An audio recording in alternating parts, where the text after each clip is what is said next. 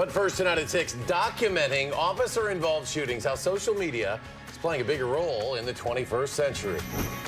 From South Carolina to Ferguson and Baltimore and Madison, it has become a national concern. Officer-involved deaths are now under scrutiny like no other time in history. But the reality is officer-involved shootings, of course, are not new. What is that they're now captured often on cell phone video. And news reporter Dave Delosier joins us with more on the impact of that, Dave. Yeah, Eric and Michelle, you're absolutely right. This is what's really brought officer-involved deaths to the forefront: cameras. Whether they're on your phone or surveillance camera, most everything is now captured and then rapidly spread on social media. People are visual creatures. And they react to images like this of the death of Eric Garner differently than a written account. You know, they say that a picture is worth 1,000 words. I think they undersold that expression. A picture is worth 10,000 words. And seeing images like this stick with you. You know, pictures bring out emotions that the printed word doesn't always invoke. The power of images to change public opinion is nothing new. This is what the war in Vietnam is all about. When television news brought the Vietnam War home to American living rooms, there were calls for change. Of when television footage of the Vietnam War came home, it was the first time that war footage had been seen in a relatively quick period. You were seeing stuff that happened even as soon as yesterday.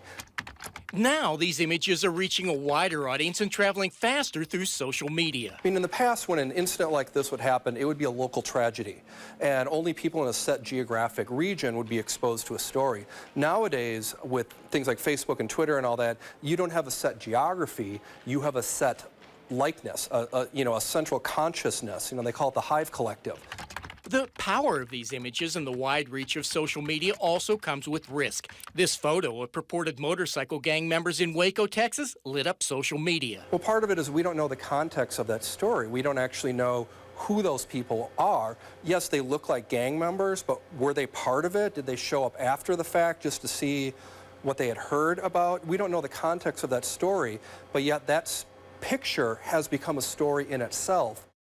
That is what Steve Knoll calls the dark side of social media. The vetting process for photos, video, and information isn't always known. And when you're dealing with something as emotionally charged as an officer-involved death, getting it right and keeping it in context is obviously very essential. Absolutely, and that vetting process does take a lot of energy and work, sometimes very difficult. You bet. Thanks, Dave.